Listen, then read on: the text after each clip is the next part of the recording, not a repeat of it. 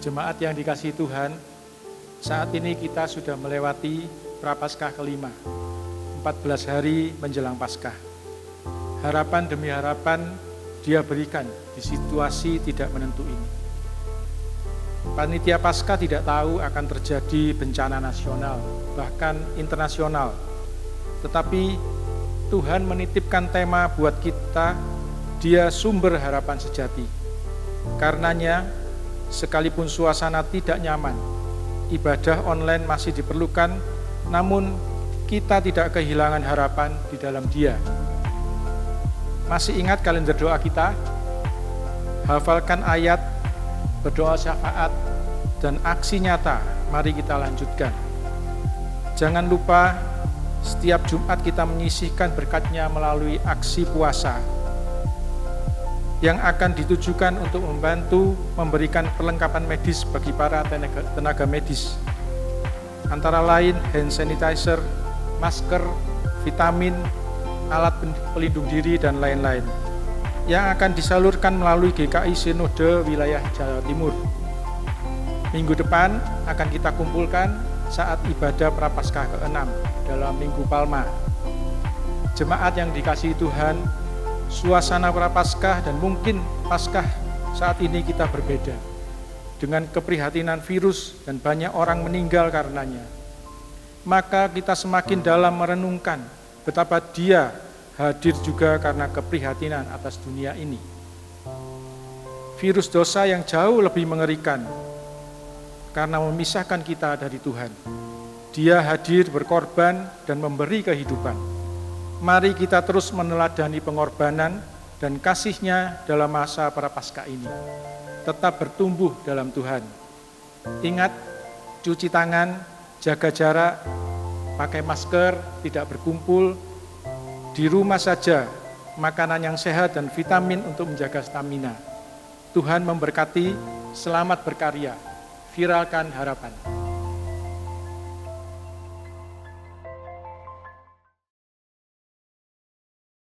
Shalom remaja yang dikasihi Tuhan. Hari ini kita akan melaksanakan kebaktian online. Karena itu dimanapun teman-teman remaja berada, mari kita siapkan hati dan pikiran kita untuk memasuki ibadah ini. Mari kita memasuki saat teduh.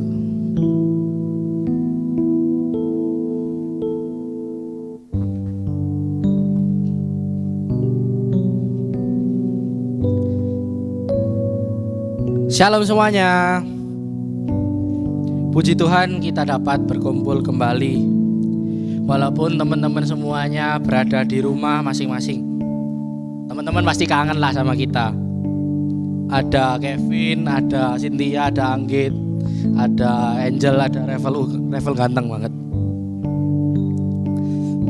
Tapi karena keadaan situasi yang masih semburat, semburat tuh bahasa atau kacau, kita terpaksa melakukan ibadah online untuk beberapa minggu-minggu ini. Mari kita membuka hati kita untuk Tuhan dan bersyukur atas segala hal yang telah Tuhan berikan, walaupun keadaan yang susah hari-hari ini. Karena masih banyak alasan untuk kita dapat bersyukur atas hidup ini. Bless the Lord, oh my soul.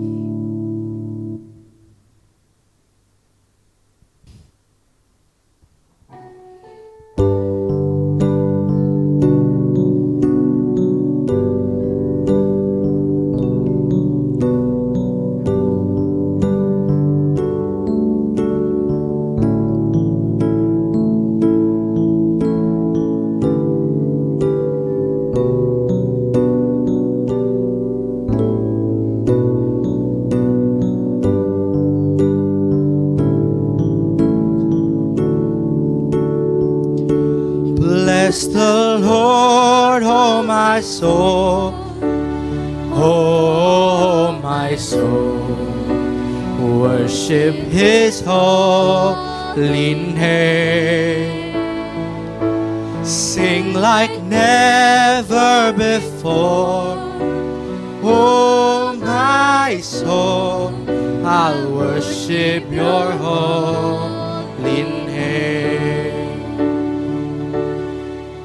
The sun comes out, it's a new day dawning. It's time to sing your song again. Whatever may pass and whatever lies before me, let me be singing when the evening comes. Bless the Lord. Bless the Lord, oh my soul. Oh my soul. Worship His holy name. Sing like never before. Oh my soul, I worship your holy name. You're rich in love and you're slow to anger. Your name is great and your heart is kind. For all your goodness I will keep on singing. 10,000 reasons for my heart to find. Bless the Lord, oh my soul. Oh my soul. Worship His holy name. Sing like never before.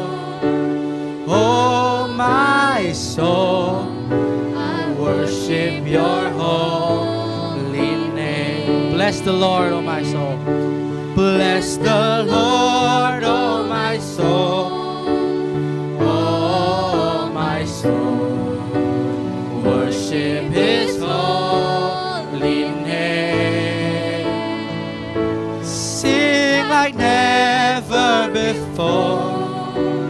Oh my soul, I worship your holy name. I worship your holy name.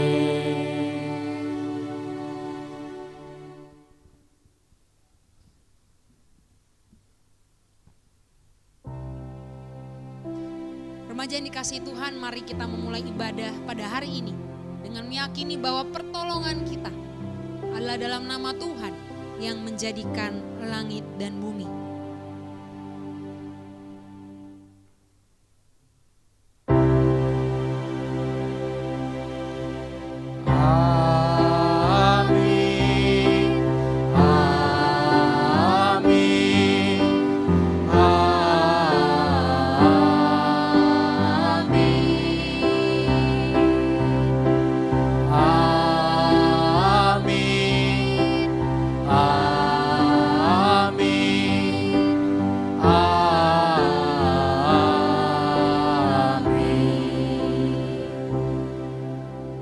Damai sejahtera Tuhan beserta dengan remaja sekalian.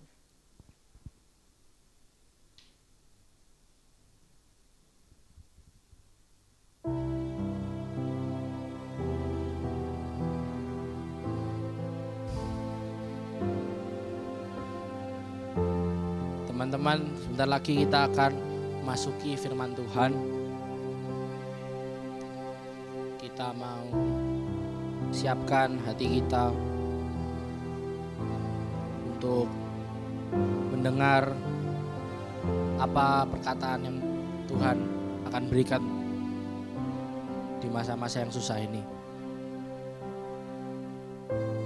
Kita rindu untuk bertemu Tuhan. Rindu untuk bersekutu dengan Tuhan.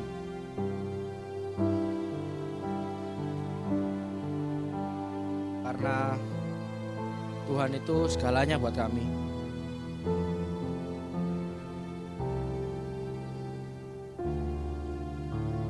Tuhan kekuatan dan perisai bagi kami. Mari kita nyanyikan lagu seperti rusa yang rindu akan sungaimu.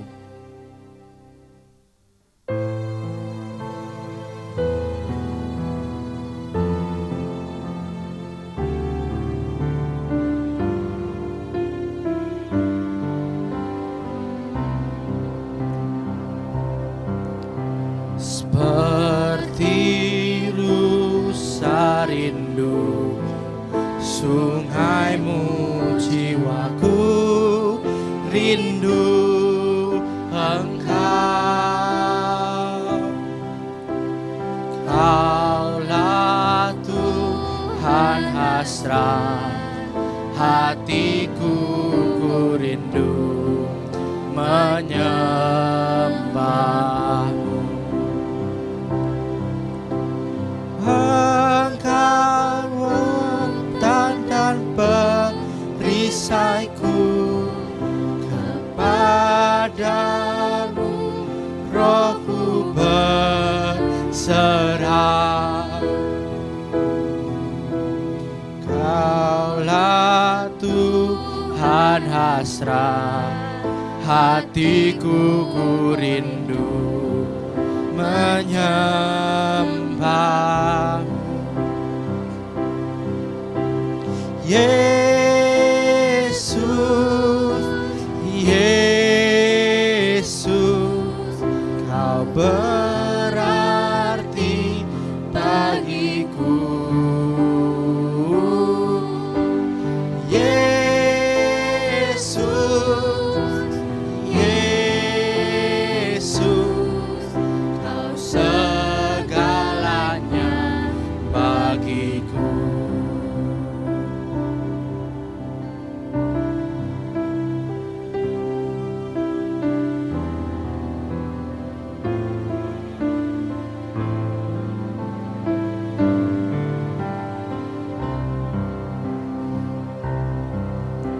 Seperti rusa rindu sungaiku, jiwaku rindu Engkau. Kaulah Tuhan hasrat hatiku, ku rindu menyembahmu. Engkau kekuatan dan perisaiku, kepadamu rohku berserah. Kaulah Tuhan hasrat hatiku, ku rindu menyembahmu. Yesus, Yesus, Yesus, Kau berarti bagiku. Yesus, Yesus, Kau segalanya bagiku. Yesus, Yesus, Yesus, Yesus, Kau berarti bagiku. Yesus, Yesus, Kau segalanya bagiku.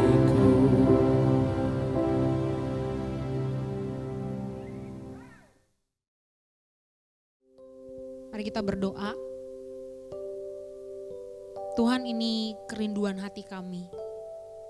Seperti rusa yang haus, pengen ketemu Tuhan.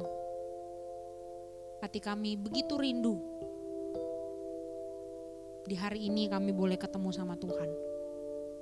Tuhan yang tolong, waktu pemberitaan firman Tuhan ke depan, biarlah Tuhan yang boleh membuka hati dan pikiran kami, supaya kami boleh mengerti dan peka untuk apa yang mau Tuhan sampaikan pada setiap kami hari ini.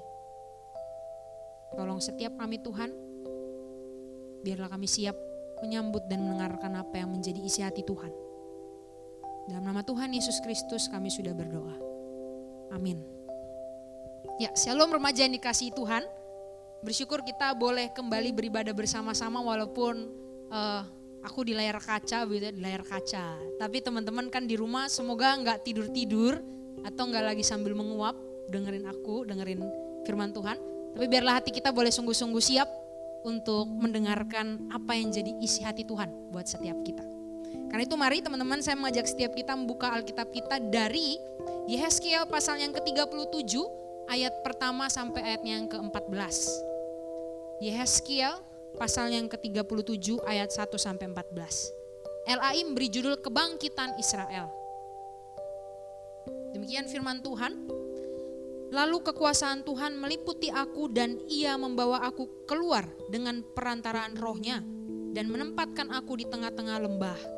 Dan lembah ini penuh dengan tulang-tulang. Ayat kedua, ia membawa aku melihat tulang-tulang itu berkeliling-keliling dan sungguh amat banyak bertaburan di lembah itu. Lihat, tulang-tulang itu amat kering. Lalu ia berfirman kepadaku, hai anak manusia, dapatkah tulang-tulang ini dihidupkan kembali?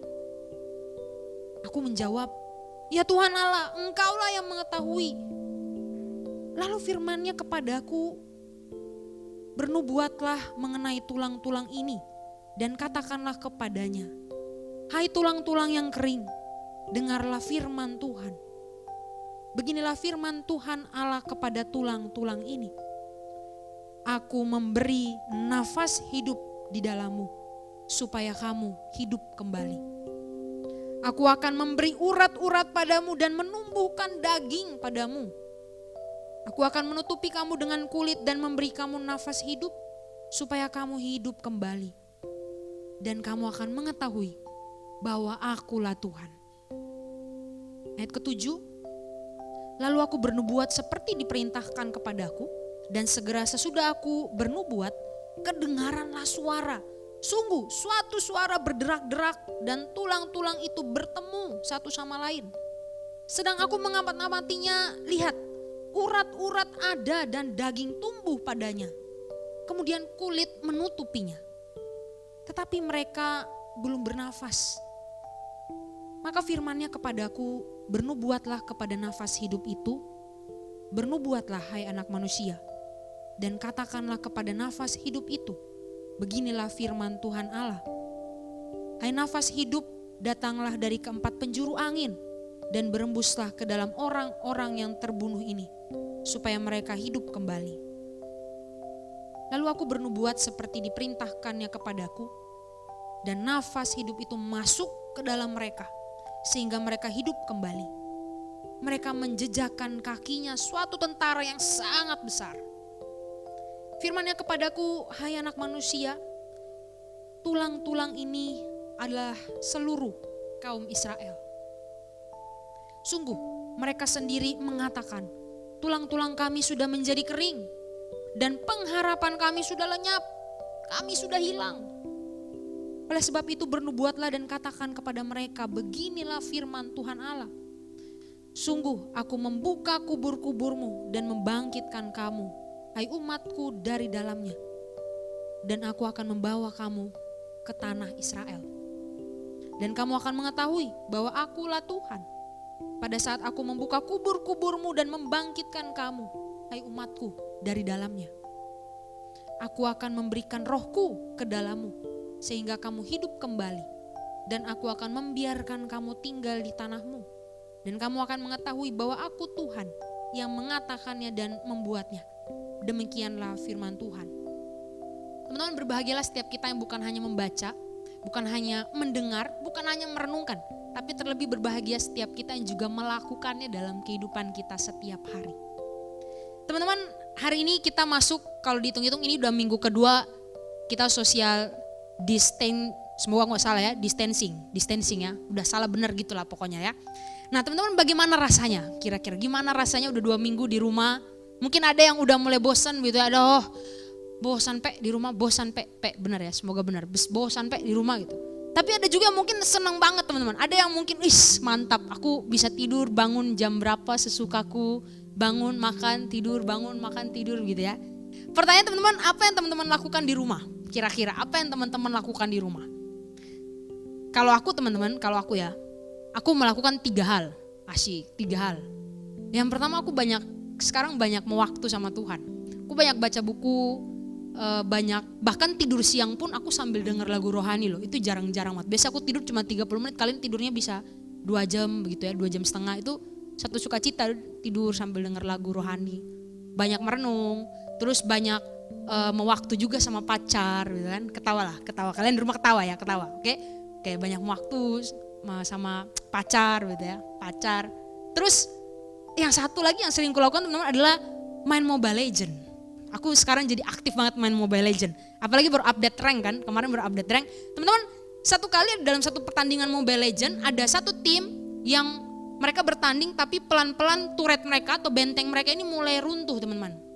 Musuh mulai mempush turret-turret mereka, benteng-benteng mereka sehingga benteng-benteng turret-turret itu jatuh, hancur. Dan akhirnya mereka mulai dalam kondisi terhimpit. Udah tinggal 1 turret mereka terakhir di paling belakang. Bahkan di situ teman mereka waktu itu lagi mati, udah 2 yang mati, belum hidup. Kemudian musuh sudah semakin dekat teman-teman. Jadi dalam keadaan itu hampir dipastikan mereka gak punya harapan untuk menang, pasti fix. Istilahnya kayak udahlah kita menyerah aja lah, udah ini pasti kalah nih. Tapi teman-teman tiba-tiba ada musuh ngechat begini teman-teman, musuhnya bilang gini, ayo sini serang turret kami gitu. Serang turret kami loh, padahal kan harusnya udah bisa menang ya, tapi disuruh serang turret mereka gitu. Terus di chat lagi beneran boleh, ini bener-bener nyatol ya teman-teman. Terus akhirnya tim yang udah gak ada harapan ini terus coba teman-teman, mereka coba serang turret musuh dan bener-bener musuhnya itu cuman diem di base mereka. Dan akhirnya tahu gak teman-teman, mereka menang loh. Padahal awalnya gak ada kemungkinan mereka bisa menang, tapi gak tahu kenapa musuh kayaknya lagi baik, gak tahu lagi baik atau hujan angin apa gitu, mereka bisa mengalah dan yang awalnya tim lemah yang gak menang tiba-tiba bisa ada harapan dan mereka menang. Teman-teman, itu di dunia games teman-teman. Gimana kalau keadaan terjepit tadi, keadaan tanpa harapan itu terjadi dalam kehidupan kita hari ini? Kondisi yang saat ini mungkin mulai menghimpit, mungkin gak enak, penuh ketidakpastian, mungkin putus asa dan sebagainya. Mungkin masalah keluarga, mungkin ada teman yang buat ilfil, ada teman yang ngajak ribut lah, mungkin juga berantem sama pasangan atau mungkin putus dan sebagainya. Teman-teman, belum lagi ada ujian-ujian yang gak jelas gitu ya. Kita tahu ujian kemarin gak jadi, tapi ujian akhir kenaikan belum teman-teman. Itu pun masih gak jelas. Ada banyak ketidakpastian di depan. Ada banyak hal-hal yang buat kita bisa gak ya ngelewatin itu ya. Mungkin akhirnya degup jantung kita pun jadi mulai tidak beraturan. Bangun pagi juga kayak aduh apalagi nih hari ini. Ada banyak hal-hal yang mulai membuat kita gelisah dan khawatir. Nah teman-teman, hal yang sama juga terjadi dalam kehidupan Nabi Yehezkiel dan bangsa Israel. Degup jantung mereka pada waktu itu juga tidak beraturan teman-teman. Bangun pun rasanya susah banget. Tahu gak kenapa?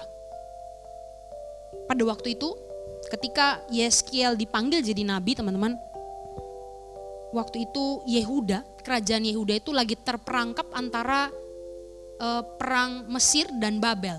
Jadi Mesir sama Babel lagi perang, di situ Yehuda terperangkap di tengah-tengah. Dan akhirnya Babel berhasil menguasai Yehuda. Dan akhirnya orang-orang Yehuda, orang-orang Israel ini dipaksa untuk menjadi budak. Mereka dibuang ke Babel. Nah teman-teman, 10 tahun kemudian Raja Yoyakin juga ada Nabi Yehezkiel di situ. Mereka mencoba untuk memberontak. Mereka mencoba untuk melawan supaya mereka nggak jadi budak lagi teman-teman. Tapi gagal. Nebukadnezar Raja Babel waktu itu berhasil mereka berhasil menahan bangsa Israel itu dengan tentara mereka, berhasil menghentikan pemberontakan itu sehingga malah tambah parah. Semakin banyak orang-orang Israel yang dibuang. Bahkan waktu itu teman-teman, bait suci dihancurkan. Bait suci yang jadi kebanggaannya Israel itu dihancurkan. Teman-teman bayangkan bagaimana hopelessnya orang-orang Israel waktu itu. Mereka sulit banget untuk mengerti, apalagi mereka udah dibuang dari tanah mereka.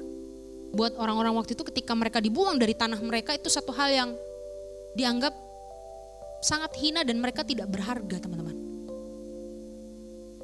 Ada rasa hancur hati di situ.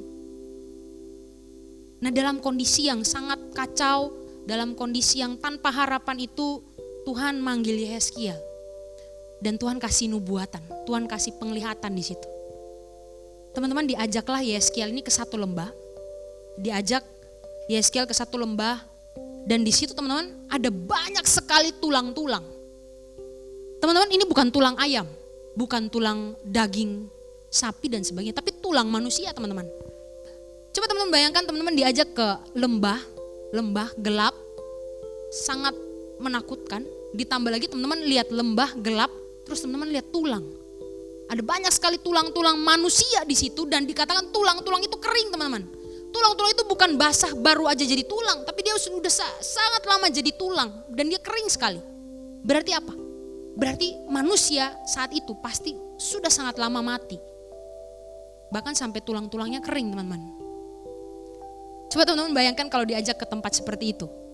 Kalau saya mungkin, atau mungkin kayak Angel begitu, Angel pasti teriak setengah mati. Gak mau. Teman-teman bayangin deh coba. Itu benar-benar keadaan yang sangat serem sih kalau aku. Terus di situ Tuhan bilang begini, teman-teman. Di ayat yang kedua, Tuhan bilang begini. Ayat ketiga, dia bilang begini. Hai anak manusia, dapatkah tulang-tulang ini dihidupkan kembali?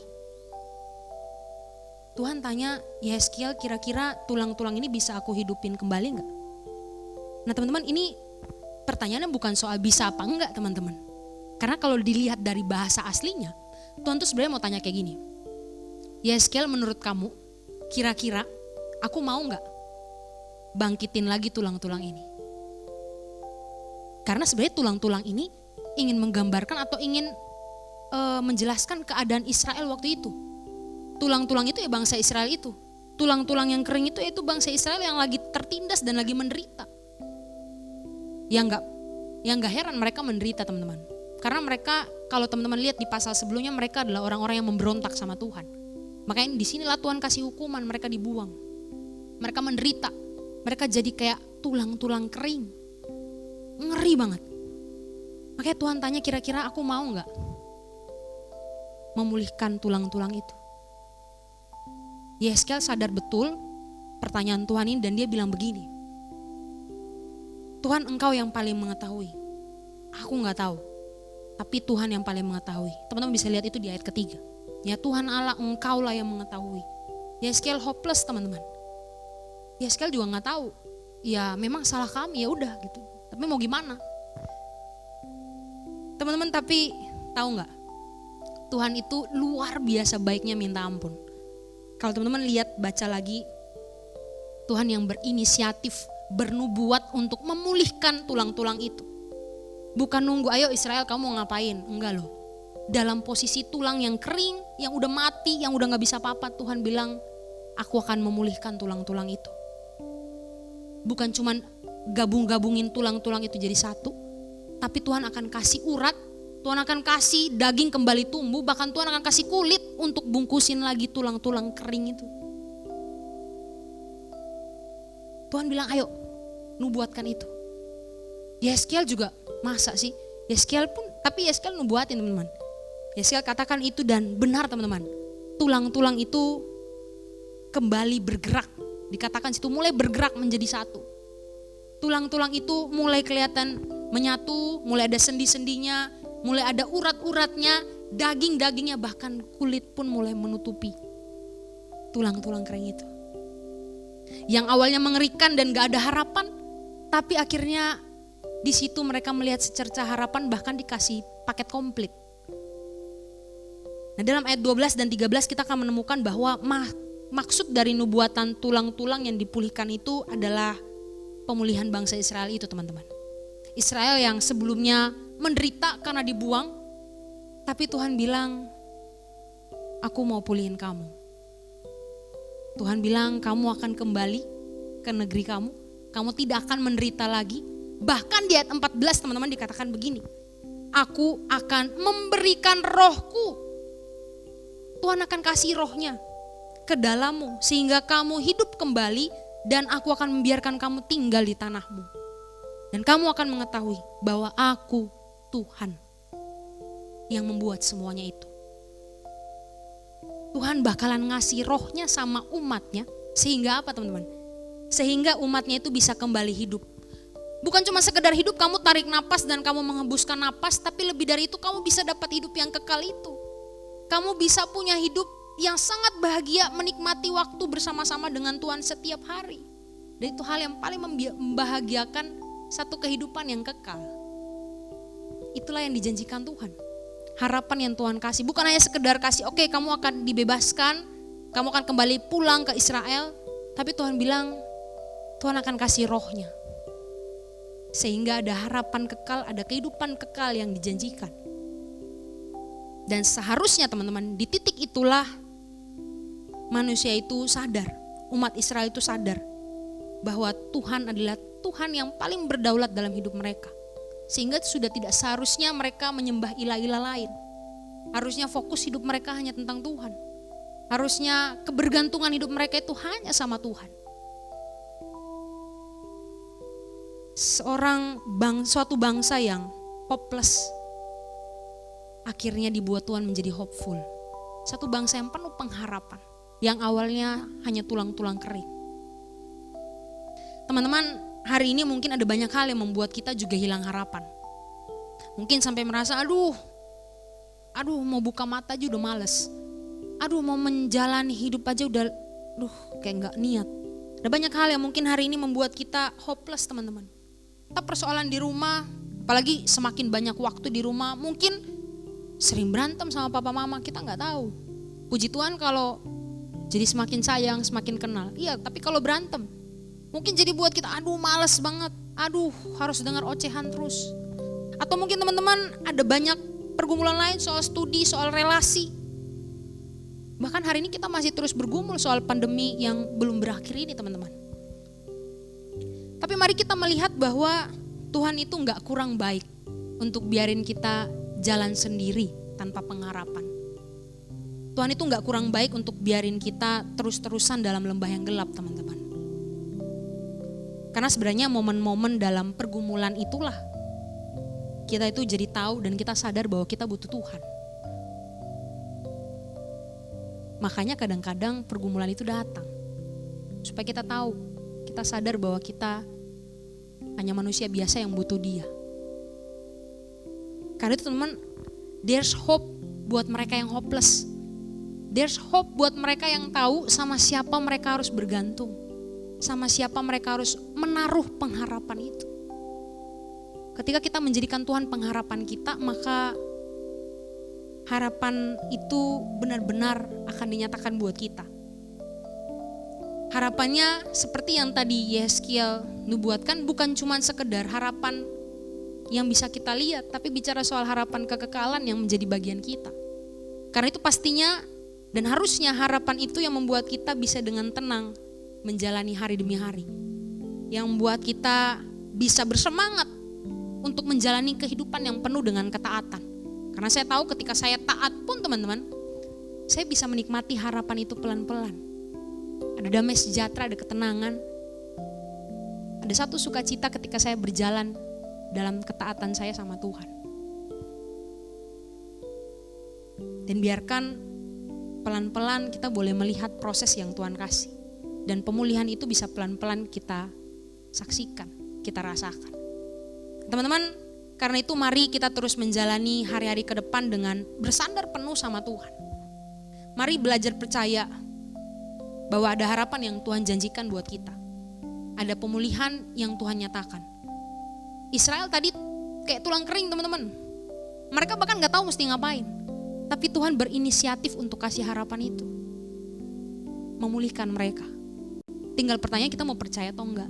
Kita mau taat atau enggak? Kita mau bergantung sama Dia apa enggak?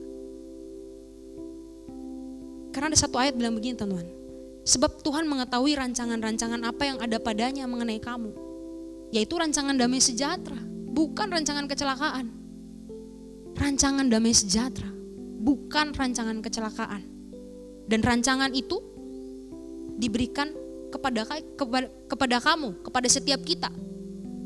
Supaya kita punya hari depan yang penuh harapan. Jadi Tuhan gak pernah rancangin rancangan kecelakaan. Tapi satu rancangan yang baik, rancangan penuh damai sejahtera untuk kasih kita masa depan yang penuh harapan. Karena itu mari teman-teman, kita terus menaruh percaya kita sama Dia. Mari kita terus berserah pada Dia waktu tenang maupun waktu tegang. Dan biarlah Tuhan jadi sumber pengharapan kita. There's hope buat setiap kita yang terus bergantung sama Tuhan. Tuhan memampukan setiap kita. Amin. Mari kita satu hati dalam doa, kita mau menaikkan syafaat kita. Tuhan, kami bersyukur kalau kami punya Tuhan yang senantiasa mengasihi kami. Tuhan yang walaupun kami seringkali jauh, tapi mau tetap dekat, bahkan terus memberikan pengharapan bagi setiap kami yang seringkali hilang harapan. Tuhan yang terus menolong kami dalam pergumulan hidup kami.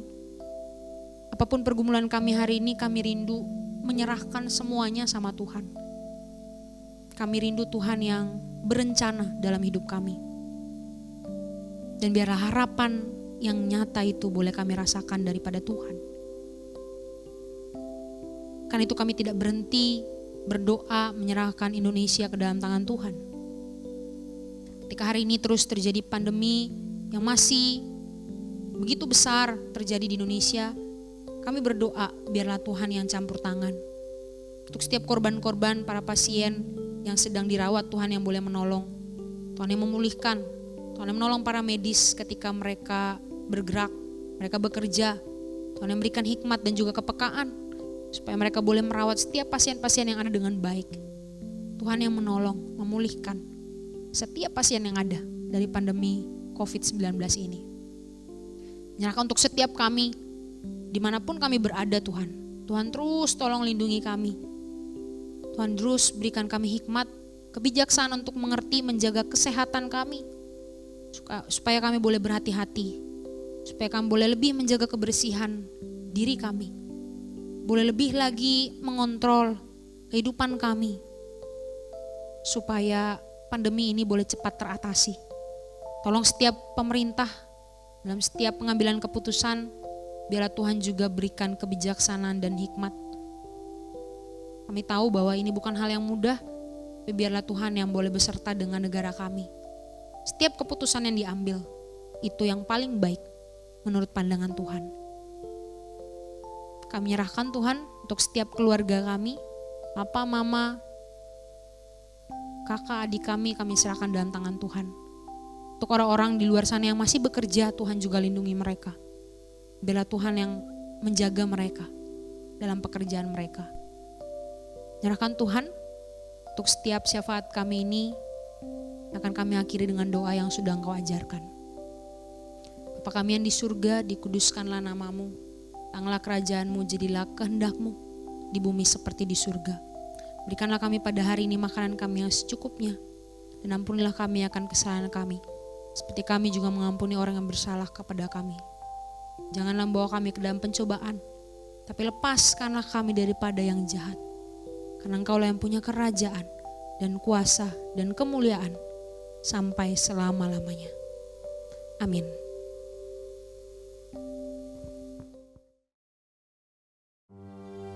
Sungguh indah firman tadi, kita belajar untuk selalu berharap di mana-mana, karena di setiap situasi teman-teman pasti ada harapan yang Tuhan selalu memberikan kita harapan di segala situasi. Seperti situasi saat ini, kita berada di situasi yang susah, di mana kita yang tidak bisa keluar rumah, kita tidak bisa bersalaman dengan teman-teman, kita tidak bisa bertemu dengan teman-teman. Tapi dalam situasi seperti ini kita diberi harapan supaya suatu saat pasti situasi akan kembali normal. Teman-teman, sebentar lagi kita akan melanjutkan aktivitas kita masing-masing. Aku minta teman-teman tetap tenang di rumah, tetap jaga kebersihan agar wabah virus corona ini bisa selesai. Teman-teman di rumah terus berdoa agar pandemi ini cepat selesai dan lawan godaan untuk keluar rumah agar terhindar dari penyakit. Mari kita nyanyikan Kidung Jemaat nomor 436, Lawanlah Godaan.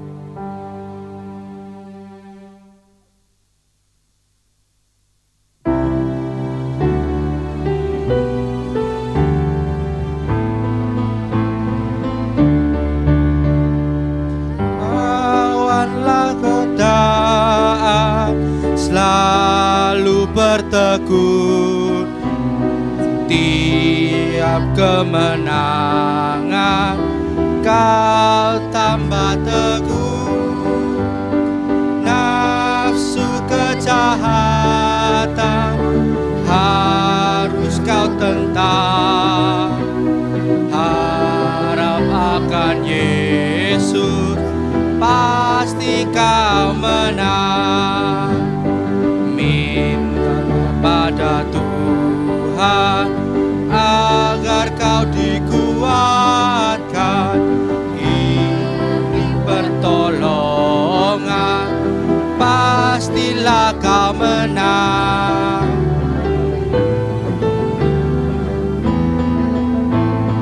Bait kedua, tinggalkan yang jahat, dosa dicegah, tindakanmu tulus dan bercela.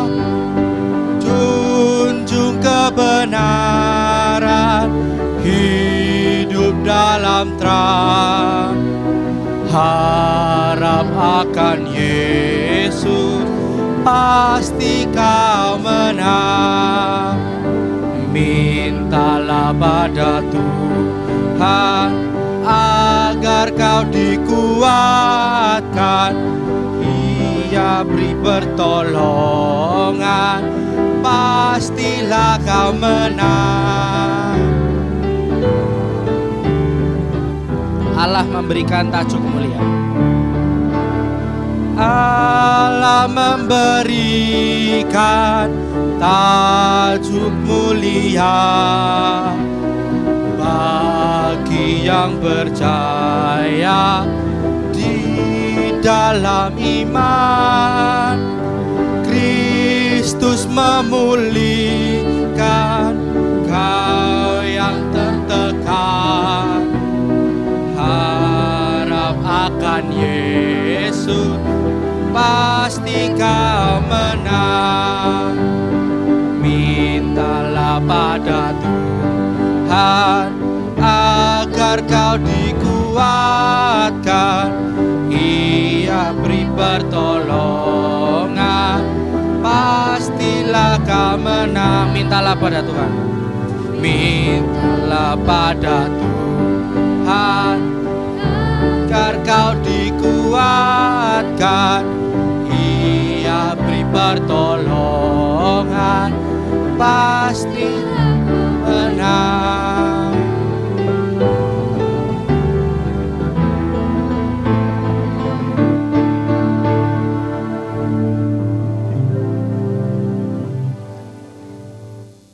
Teman-teman remaja sekalian, arahkanlah hati kita kepada Tuhan. Biarlah kita terus menjadi saksi Kristus sehingga terpujilah Tuhan selama-lamanya. Marilah kita menerima berkat Tuhan. Kiranya kasih karunia daripada Allah Bapa kita, anugerah keselamatan dari Tuhan Yesus Kristus, serta pertolongan dari Roh Kudus mampukan kita menjalani hari-hari penuh pengharapan, mulai dari hari ini sampai selama-lamanya.